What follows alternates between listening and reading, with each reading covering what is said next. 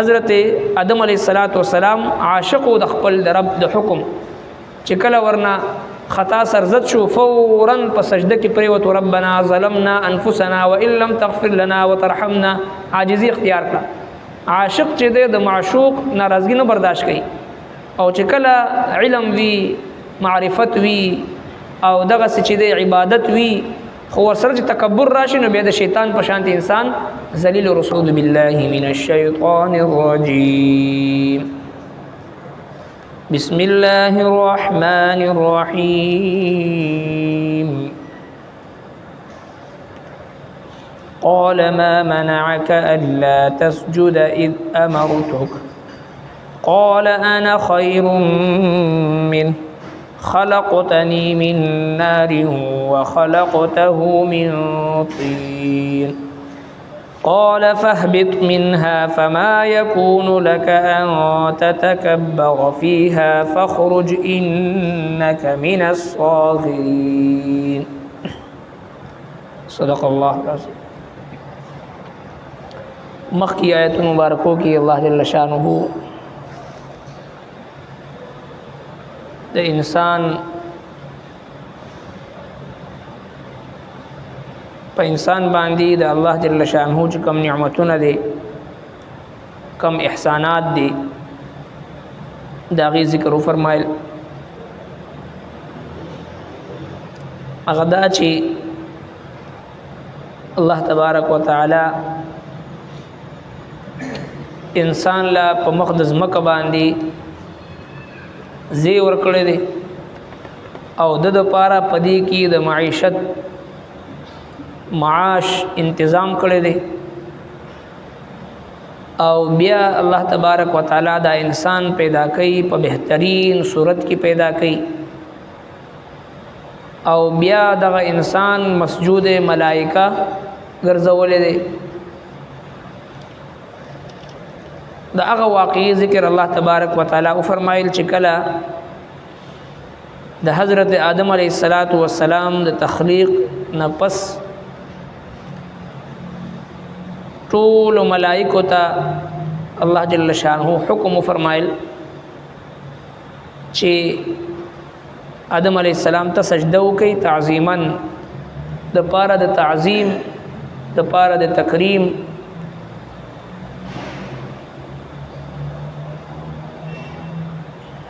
نو ټول ملائکو سجده وکړه ابلیس دی سجده ونکړه. اگر چې ابلیس دا ملائکه نو دی د ملائکو نه ذکر کړي دي ضمنن دا اصل کی ملائک کان من الجن دا د جناتو د جنس نه دی خو چونکه دی د ملائکو سره یوځی پاتې کېدو استاد الملائکو د ملائکو استادو نو دغه مناسبت سره دی ضمنن چې د په ملائکو کې چې کله د فرشتو ته ملائکو ته د سجدي حکم ملو شنو دته هم پکې ملو شو تم سجده وکړه خو فرشتو ملائکو ټولو سجده وکړه د سجده ونکړه. الله تبارک وتعالى دنه تپوس کوي چې تا کم سیز وبللې دی طرف ته چې تا سجده ونکړه د سجدې نه ورستو شي. نو د په جواب کې یو دلیل پیش کو چې زه د دنه غوره یم او دا دعوا یې وکړه چې زه سجده دې دپاره ځکه نه کوم چې زه د دنه غوره یم او په دې دعوا باندې دلیل دا پیش کو چې زه د اور نه پیدا یم او دې د خټې نه پیدا دی. الله تبارک وتعالى فرمایل چې پس کوشه دی جنت نه تا د پر مناسب نه دی چې ته په دې جنت کې اوسېږي او دلته تکبر کې اوزه د جنت نه او ته به همیشه د ذلیل خلکو نه وي د ذلیلانو نه وي. قال او فرمایل ما منعك قال او فرمایل الله جل شانه ما منعك سشي وبللی ته الله تسجدا چې نکولو د سجدی ته اذ امرتک کله چې حکم درکړو ما تا کم شی ته معنی کړی چې تا سجده ونکړه قال دوی انا خیر منه زه غریم ددنا خلقتنی من نار زکه چې تا ز پیدا کړم د اورنا وخلقته من طین او دې پیدا کړو د خټینا دعوی دا وکړه د سجده نه کولو سبب او وجه دا بیان کړه چې زه ددنه غریم او په دې دعوه باندې دلیل دا پیش کو چې زه د اور نه پیدا کړم او دې خټې نه پیدا کړې دي چونکه دی په تکبر کې مبتلا شو او تکبر دا یو داسي مرض دی او داسي مهلک بیماری دا روحانی چې انسان هلاکت طرف ته بوزي او دغه متکبر انسان هلاکت یقیني دی ذکر رب کائنات فرمایي چې الکبر ردائی تکبر او لوی دا زما صادر دی چې څوک زما صدر راکاږي نو زغه هلاکوم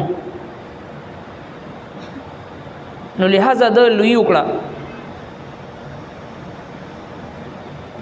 علما لیکي چې دا ابلیس د نوم عزازیل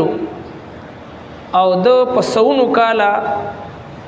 په مخ د زمکه باندې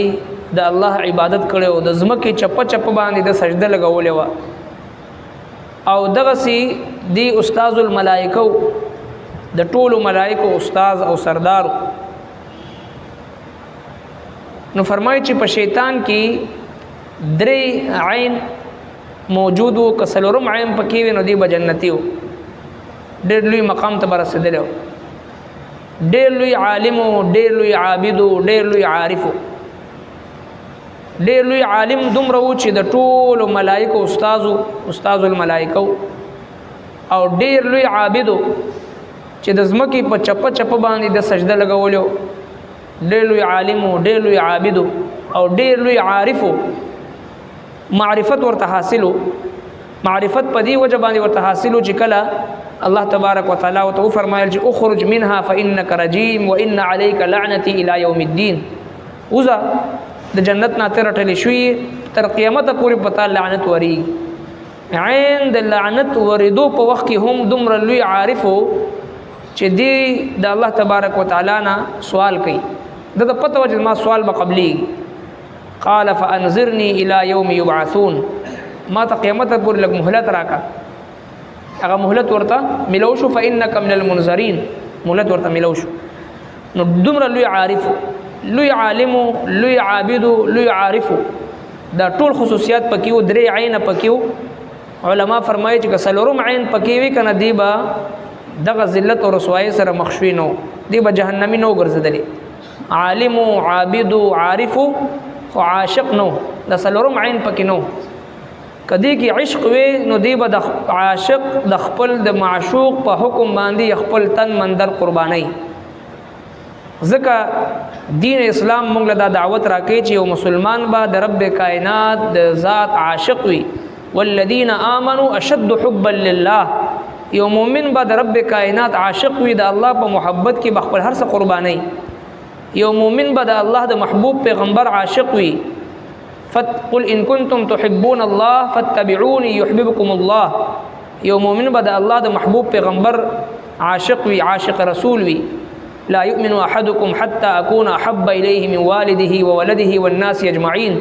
ترسو پورې چې د ټول دنیا نه زیات محبت دی مسلمان د نبی اسلام سره نه دا مؤمن نشي کېږي یو مؤمن هغه په قران باندې عاشق وي یو مؤمن د الله په دین باندې عاشق وي نو دغه عشق دا یو صفت داسې ده چې دا په اطاعت باندې او فرمانبرداري باندې سړی مجبور کوي که زما زړه منی او کنه باندې زما د رب حکم دی زه د خپل رب عاشقم زما د زړه خواهش وی او کنه زه د خپل پیغمبر اطاعت بکوم ځکه د خپل پیغمبر عاشقم د خپل پیغمبر فرمانبردارم زما زړه منی او کنه مانی زما نفس برداشت کوي او کنه برداشت کوي د رب کائنات د حکم تابعدارم عشق چې دی هغه انسان په اتباع باندې مجبور کوي خو چونکه دی عالم او عابد او عارف بیا هم هلاک شول عاشق نو په کار دی چې یو مسلمان په ځل کې د عشق جذبه وي د عقیدت او د محبت جذبه وي ځکه عاشق د خپل د معشوق په محبت کې هر څه قرباني نو لہذا حضرت آدم علیہ السلام عاشق د خپل د رب د حکم چې کله ورنه خطا سرزد شو فورا په سجده کې پریوت ربنا ظلمنا انفسنا وان لم تغفر لنا وترحمنا عاجزی اختیار کړه عاشق چې د معشوق ناراضگی نه برداشت کوي او چې کله علم وی معرفت وی او دغه چې د عبادت وی خو ورسره چې تکبر راشي نو بیا د شیطان په شانتي انسان ذلیل او رسوا شي لہذا الله تبارک وتعالى د شیطان ذکر کوي چې دوی چې انا خیر من زدنا غریم دغه یو لفظ چې زده دنه غریم دا د انسان د پاره د هلاکت د پاره د انسان دا کافی ده دی وجنا رسول الله صلی الله علیه وسلم موږ تاسو ته داسې معمولات خودلې دي چې یو مسلمان هغه اختیار کړي نو د کی عاجزی پیدا کیږي لکه چې څومره په لار کې موږ تاسو ګرځو را ګرځو په کار دي چې هر مسلمان مشر کشر مخ تراشی سړی په سلام کې پهلو کې یو طرف ته سلام کې پهل کول والته الله جل شانو ډیر شنه کې ور کوي او دغه یوې نیکی پس چې د انسان دی یوې نیکی د وجنا د جنت ته دخول نه منشي یو نیکی ور سره وي د حشر په میدان کې یو بل ته منتونه کوي ټول رشتہ دارانو رونو خیاندو پس یو ګرځي اخره کې مور تراشي خپل مور چې په دنیا کې هر څه قرباني زاري د حشر په میدان کې به مورم ته منکر شي ورته زما لخت جګر زما اولاد هر څه خو د حشر په میدان کې زخپل د یوې نه کې د پاره محتاج یم تعالی نشم درکولی نو په سلام کې پهل کول سره الله تبارک وتعالى ډیر نه کې ور کوي او بیا ټول نه لوی فائدہ البادی بالسلام بریء من الكبر په سلام کې پهل کول والا نبی علیہ السلام فرمایي تکبر نه بری ده نو تکبر دومره لوی مهلک روحانی بیماری ده چې انسان د ایمان نه محروم کوي انسان د جنت نه محروم کوي انسان د رب کائنات په نظر کې غورځي انسان لره جهنمی ګرځي د تکبر ټول عبادت د ټول عالم علم د عارف معرفت د عبادت گزار عبادت د هر څه چې د هغه لوکي هغه ضایع کوي او هغه چې د نستو نابود کوي د تکبر